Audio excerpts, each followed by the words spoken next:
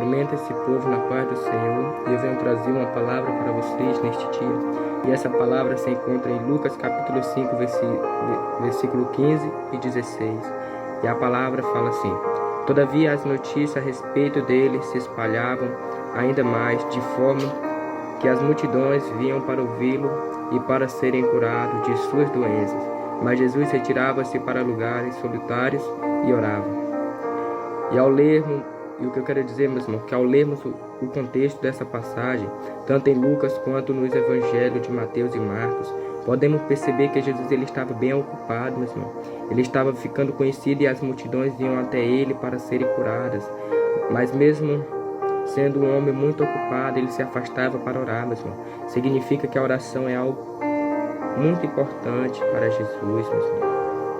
Então nós precisamos orar, nós precisamos buscar, nós precisamos a cada dia buscar fortalecimento, meus irmãos, força para nós continuar, meus irmãos.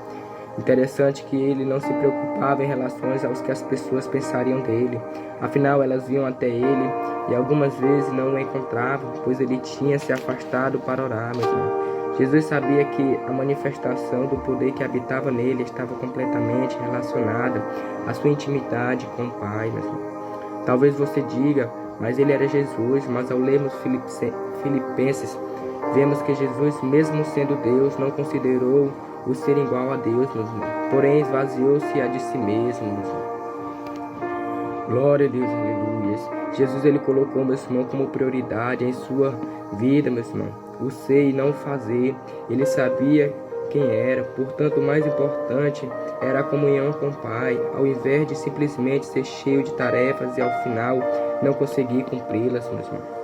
Nós entendemos isso, meus irmãos. Quando Jesus se afastava da multidão para orar, meus irmãos, não significa que as pessoas não eram importantes para ele. Bem, pelo contrário, exatamente porque elas eram de extrema importância para Jesus, é que ele tirava tempo para se relacionar com o Pai. Afinal, Jesus só fazia o que ouvia do Pai, meus irmãos. Talvez você esteja tão ocupado fazendo tantas coisas, dando atenção a muitas pessoas, realizando muitas obras que tem negligenciado sua vida de intimidade com o Pai meus irmãos. O que eu quero dizer é que nessa passagem aprendemos muito com Jesus. Muitas vezes precisamos dar um tempo, meus irmãos, em nossas atividades, ainda que isso implique em nos afastar das pessoas e irmos nos relacionar com o Pai em oração, meus irmãos.